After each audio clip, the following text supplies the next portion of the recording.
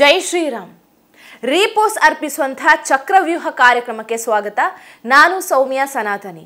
ನಮ್ಮ ಟಿವಿ ಕ್ರಮದ ಎಲ್ಲ ಕಾರ್ಯಕ್ರಮಗಳ ನೋಟಿಫಿಕೇಶನ್ ನಿಮಗೆ ಸಿಗಬೇಕಂತ ಹೇಳಿದ್ರೆ ನಮ್ಮ ಟಿವಿ ಕ್ರಮ ಚಾನಲನ್ನು ಸಬ್ಸ್ಕ್ರೈಬ್ ಮಾಡಿ, ಹಾಗೆ ಬೆಲ್ ಬಟನ್ ಕ್ಲಿಕ್ ಮಾಡೋದನ್ನ ಖಂಡಿತ ಮರಿಬೇಡಿ. RSS ರಾಷ್ಟ್ರೀಯ ಸ್ವಯಂ ಸೇವಕ ಸಂಘ 1925 ಸೆಪ್ಟೆಂಬರ್ 27 ವಿಜಯದಶಮಿ ದಿನದಂದು ಕೇಶವ ಬಲಿರಾಮ್ ಹೆಡ್ಗೇವಾರ್ ಅವರು ನಾಗಪುರದ ಮನೆಯಲ್ಲಿ ಬೆರಳೆಣಿಕೆಯಷ್ಟು ಜನರ ಮಧ್ಯೆ ಹುಟ್ಟಿಕೊಂಡಂತಹ ಸಂಸ್ಥೆ. ಆದರೆ ಇಂದು ದೇಶದಾದ್ಯಂತ ಹೆಮ್ಮರವಾಗಿ ಬೆಳೆದು ನಿಂತಿದೆ. ತ್ಯಾಗ, ಸೇವಾ, ಸಮರ್ಪಣಾ ಭಾವ, ದೇಶಭಕ್ತಿ, ಸ್ವಾತಂತ್ರ್ಯ ಹೋರಾಟ, ಹಿಂದುತ್ವ, ಹಿಂದೂಗಳಿಗಾಗಿಯೇ ಹುಟ್ಟಿಕೊಂಡಂತಹ ಸಂಸ್ಥೆ RSS. ಇಂಥ ಸುದೀರ್ಘ ಇತಿಹಾಸ ಇರುವಂಥ ಸಂಸ್ಥೆ ಹುಟ್ಟಿಕೊಂಡು ಇಂದಿಗೆ ಬರೋಬ್ಬರಿ 100 ವರ್ಷ ಕಳೆದಿದೆ. ಮಹಾರಾಷ್ಟ್ರದ ನಾಗ್ಪುರದ ಸಣ್ಣ ಬೀದಿಯ ಮನೆಯೊಂದರಲ್ಲಿ ಹುಟ್ಟಿಕೊಂಡಂಥ ಸಂಸ್ಥೆಗೆ ಈಗ ಶತಮಾನೋತ್ಸವದ ಸಂಭ್ರಮ, ಸಡಗರ. RSS ಸಂಸ್ಥೆಗೆ ಶತಮಾನೋತ್ಸವದ ಹಿನ್ನೆಲೆ ದೆಹಲಿ ಅಂಬೇಡ್ಕರ್ ಅಂತಾರಾಷ್ಟ್ರೀಯ ಕೇಂದ್ರದಲ್ಲಿ ಅದ್ದೂರಿ ಕಾರ್ಯಕ್ರಮ ನಡೆಯಿತು. ಇದೇ ವೇದಿಕೆಯಲ್ಲಿ ಭಾಗವಹಿಸಿದಂಥ ಪ್ರಧಾನಿ ಮೋದಿ RSSಗೆ 100 ವರ್ಷ ತುಂಬಿದ್ದಕ್ಕಾಗಿ 100 ರೂಪಾಯಿ ನಾಣ್ಯವನ್ನು ಬಿಡುಗಡೆಗೊಳಿಸಿದರು. ನಾಣ್ಯದಲ್ಲಿ ಭಾರತ ಮಾತೆ ಇದ್ದಾರೆ. ಹಾಗೆ ಭಾರತ ಮಾತೆಗೆ RSS ಸ್ವಯಂ ಸೇವಕರು ನಮಿಸುವಂತಹ ಭಾವಚಿತ್ರ ಕೂಡ ಇದೆ. ಭಾರತ ಮಾತೆ ಇರುವಂತಹ ನಾಣ್ಯ ಬಿಡುಗಡೆಯಾಗಿದ್ದು ಇದೇ ಮೊದಲಂತೆ. ಅದರ ಜೊತೆಗೆ ಮೋದಿಯವರು ಅಂಚೆ ಚೀಟಿ ಕೂಡ ಬಿಡುಗಡೆಗೊಳಿಸಿದರು. ಈ ಹಿಂದೆ RSS ಸ್ವಯಂ ಸೇವಕರಾಗಿದ್ದಂಥ ಮೋದಿಜಿಯವರು ಇಂದು ದೇಶದ ಪ್ರಧಾನಿ.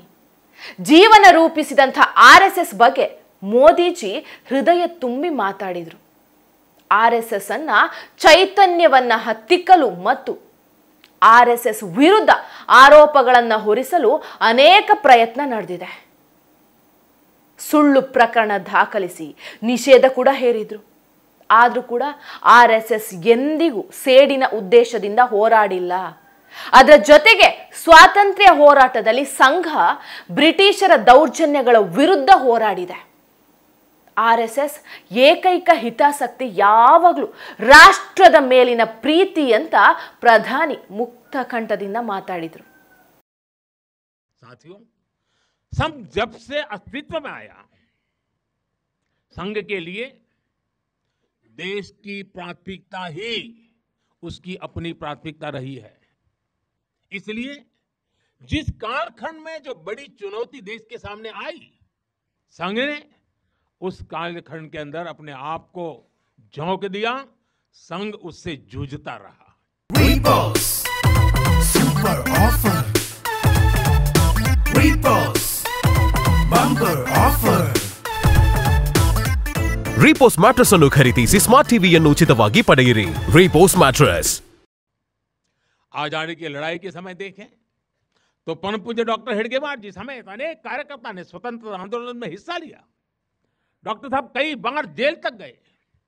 आजादी की लड़ाई की कितने ही स्वतंत्रता सेनानियों को संघ संरक्षण देता रहा. लक्ष्य एक ही रहा, एक भारत श्रेष्ठ भारत. साथियों, राष्ट्र साधना की इस यात्रा में ऐसा नहीं है कि संघ पर हमले नहीं हुए, संघ के खिलाफ साजिशें नहीं हुई. हमने देखा है कैसे आजादी के बाद भी संघ को कुचलने का प्रयास हुआ. मुख्य धारा में आने देने का और उसे न आने से रोकने का अनगिनत षड्यंत्र हुए. परम पूज्य गुरु जी को झूठे केस में फंसाया गया, उन्हें जेल तक भेज दिया गया. लेकिन जब पूज्य गुरु जी जेल से बाहर आए तो उन्होंने सहज रूप से कहा, और शायद इतिहास की तवारीख में ये भाव, ये शब्द एक बहुत बड़ी प्रेरणा है.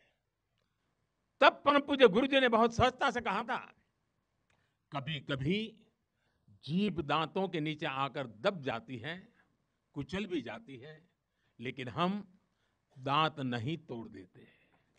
चाहे षड्यंत्र हुए, झूठे मुकदमे हुए, संघ के स्वयंसेवकों ने कभी कटुता को स्थान नहीं दिया, क्योंकि वो जानते हैं हम समाज से अलग नहीं है। समाज हम सबसे ही तो बना है।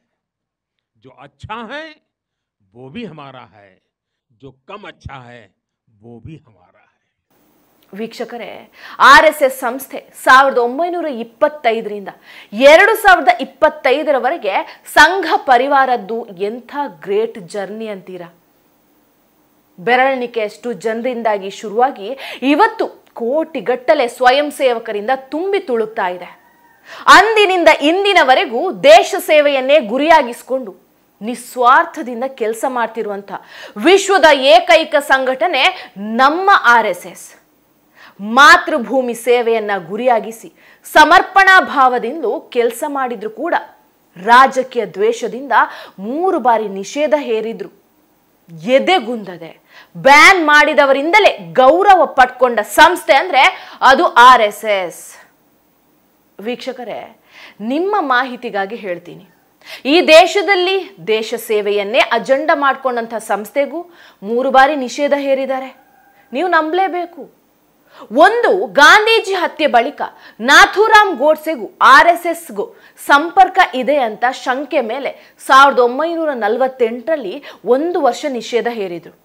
ಅದಾದ ಬಳಿಕ ತುರ್ತು ಪರಿಸ್ಥಿತಿಯ ವೇಳೆ 1975ರಿಂದ 77ರವರೆಗೆ 2ನೇ ಬಾರಿ ಇಂದಿರಾ ಗಾಂಧಿ ನಿಷೇಧ ಹೇರಿದ್ರು. ಇನ್ನು ಬಾಬ್ರಿ ಮಸೀದಿ ಧ್ವಂಸದ ಬಳಿಕ 1992ರಲ್ಲಿ 3ನೇ ಬಾರಿ ನಿಷೇಧ ಹೇರಲಾಯಿತು. ಮೊದಲ ಬಾರಿ ನಿಷೇಧ ಹೇರಿದ್ದು ಅಂದಿನ ಪ್ರಧಾನಿ ನೆಹರು. ಆದರೆ ಮುಂದೆ 1963ರಲ್ಲಿ ಗಣರಾಜ್ಯೋತ್ಸವದಲ್ಲಿ 300 RSS ಸ್ವಯಂ ಸೇವಕರು ಪಥಸಂಚಲನದಲ್ಲಿ ಭಾಗಿಯಾಗಿದ್ದಾರೆ. ಯಾಕಂತೀರಾ? 1962ರಲ್ಲಿ ಚೀನಾ ಭಾರತ ಯುದ್ಧದಲ್ಲಿ ಸೈನಿಕರಿಗೆ ಹೆಗಲು ಕೊಟ್ಟಿದ್ದು ಇದೇ RSS ಸ್ವಯಂ ಸೇವಕರು. 1948ರಲ್ಲಿ ನಿಷೇಧ ಹೇರಿದಂಥ ನೆಹರು ಅವರೇ 1963ರಲ್ಲಿ ಅದೇ RSSಗೆ ಗೌರವ ನೀಡಿದ್ರು. ವೀಕ್ಷಕರೇ, ನೀವೇ ನೋಡಿ, RSS ಸಾಧನೆ ಸೇವೆಗಾಗಿ ಕಟುವಾಗಿ ವಿರೋಧಿಸುವಂಥ ಕಾಂಗ್ರೆಸ್ ನಾಯಕರೇ ಒಪ್ಕೊಳ್ತಾರೆ. ದೇಶ ಮೊದಲು ಅನ್ನೋದೇ RSS ಮೊದಲ ಗುರಿ. RSS ಕಾರ್ಯಕರ್ತರು ತಮ್ಮ ಕುಟುಂಬಕ್ಕಿಂತಲೂ ದೇಶವನ್ನ ಹೆಚ್ಚು ಪ್ರೀತಿಸ್ತಾರೆ. ದೇಶದ ಯಾವುದೇ ಮೂಲೆಗೆ ನೆರೆಹಾವಳಿ, ಪ್ರವಾಹ ಸೇರಿ ಯಾವುದೇ ದುರ್ಘಟನೆ ಸಂಭವಿಸಿದ್ರು ಕೂಡ ಮೊದಲು ಸೇವೆಗೆ ಧಾವಿಸುವಂಥ ಸಂಘಟನೆ ಅಂದ್ರೆ ಅದು RSS. ಕಾಶ್ಮೀರ ಪಂಡಿತರನ್ನ ಮುಸ್ಲಿಮರು ಹೊಡೆದು ಓಡಿಸಿದಾಗ ರಕ್ಷಣೆ ಕೊಟ್ಟಿದೆ ಇದೇ RSS. ತಾಯಿ ಹಾಲು ಕುಡಿದವರು ಕಾಶ್ಮೀರದಲ್ಲಿ ಲಾಲ್ ಚೌಕ್ನಲ್ಲಿ ಬಂದು ಭಾರತದ ಧ್ವಜ ಹಾರಿಸಿ ಎಂದು ಕರೆ ಕೊಟ್ಟಾಗ ಉಗ್ರ ಬಂದೂಕಿಗೆ ಹೆದರದೆ ಅಂದು ಧ್ವಜ ಹಾರಿಸಿದ್ದು ಇದೇ RSS. ಕಾಶ್ಮೀರದಲ್ಲಿ 370ನೇ ವಿಧಿ ರದ್ದಾಗಬೇಕು ಅಂತ ಹೋರಾಡಿದ್ದು ಕೂಡ ಇದೇ RSS.